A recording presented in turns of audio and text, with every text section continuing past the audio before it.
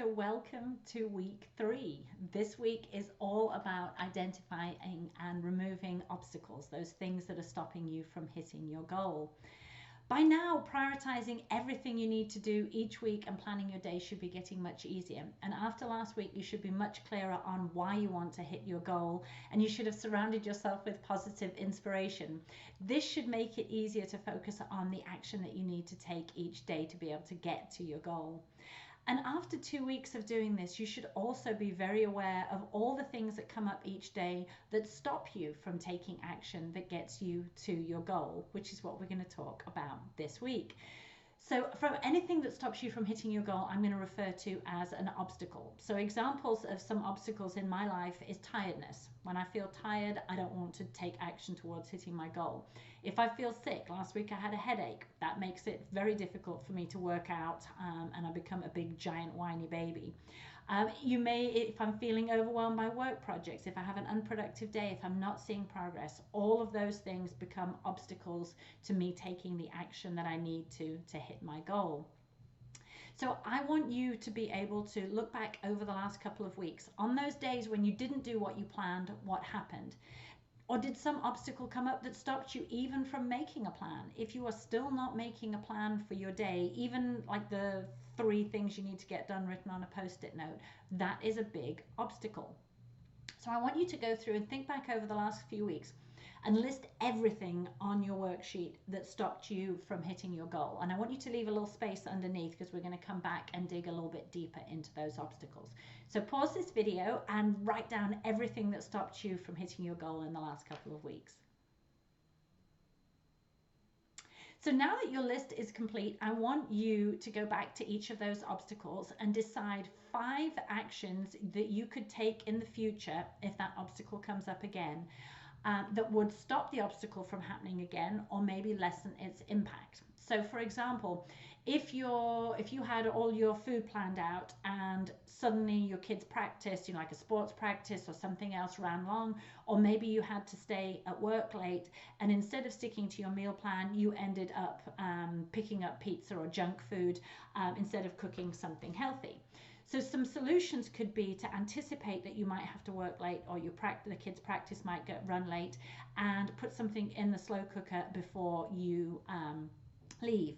Or my go-to, I always have one of those pre-prepared salads in the fridge so that even if everybody else is eating junk food, I can still at least eat something healthy. So that would be an example of removing the obstacle.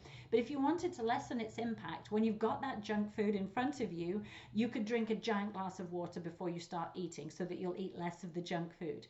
You can make sure that you put like a tiny portion in front of you rather than eating straight from like the pizza box, because that'll make you eat less.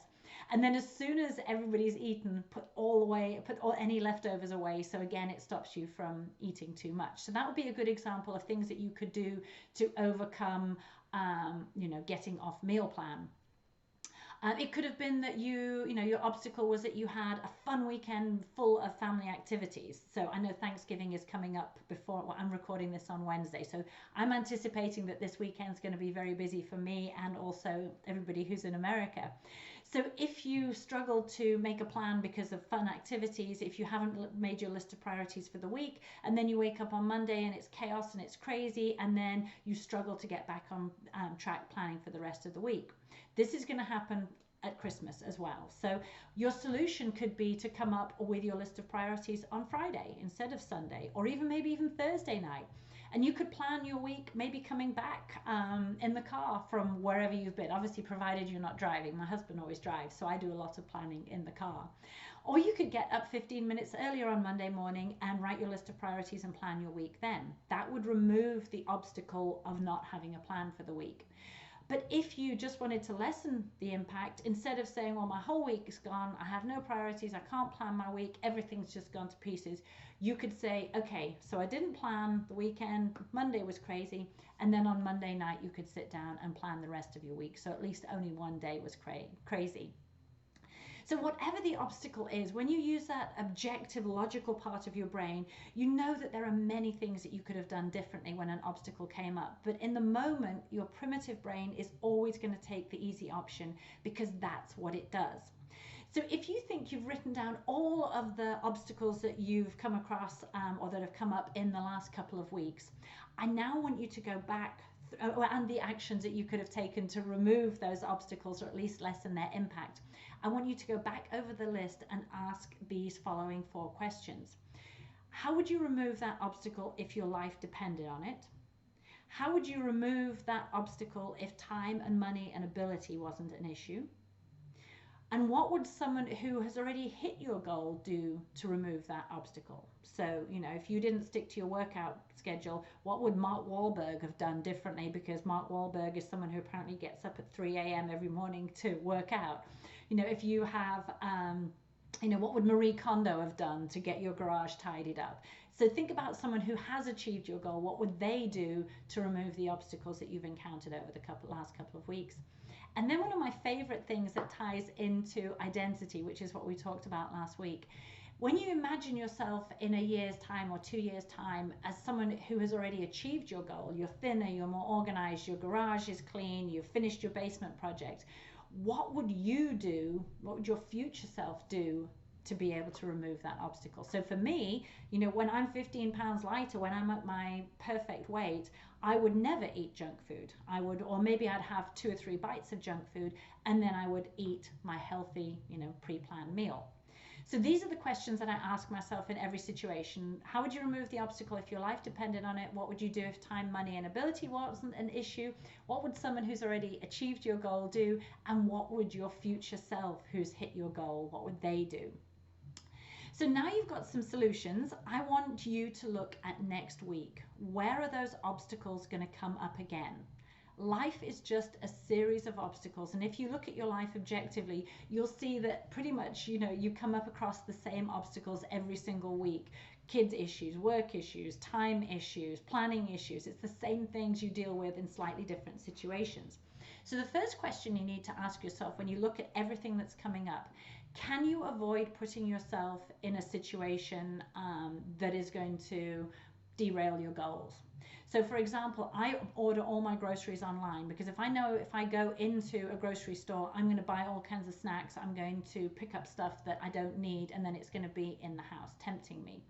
If you know, for example, that you've got a big night out coming up, don't plan a really crazy workout for the next day because you're just not going to be able to do it. Plan your workout so that it doesn't coincide with a big night out. So avoid putting yourself in a situation that is going to derail your goals or get you away from your goals. Try and avoid that situation. If the situation is unavoidable, then decide in advance how you are going to deal with the obstacles that could come up. Holidays are a great example of things that you can't avoid, and most of the time you don't want to avoid that, but you can certainly anticipate the obstacles in advance and decide how you want to behave. So for example, before Thanksgiving, I knew that I would want to overeat. One of my biggest obstacles to weight loss is feeling deprived. So I knew that, just eating turkey was not going to be the way forward. So I am recording this on Wednesday. I've got my whole weekend planned out, exactly what I'm going to eat, my workouts, so that for Thanksgiving dinner, I can just eat and enjoy myself knowing that I've taken care of all the other things. I should probably have planned this challenge better so that identifying obstacles week came up before Thanksgiving weekend. But for you, having gone through that now, for everybody who's in America, you can even more obstacles are going to come up, or more examples of obstacles that you can then overcome ready for Christmas. For those of you in England, you have lots of time to start anticipating all the things that are going to get you away from your goals. So, I gave the example of if you know that you're on you've got a weight loss goal and all those things are going to come up, the parties, the kids events, all of those things, what are you going to do to stay on track? If you are making an amazing progress with getting your house picked up or tidying your garage, and then suddenly for Christmas you're going to have so many people going through your house and everything's going to be chaotic. So how can you plan in advance to deal with that? Can you bribe or pay your kids to pick up? Can you schedule each day to just do a small pickup? Or maybe make plans for Saturday or Sunday to spend time picking up or organizing. Or you could be completely extreme and just tell everybody not to come over. That would take away the issue of too many people causing chaos in your house, but I don't think it would be much fun.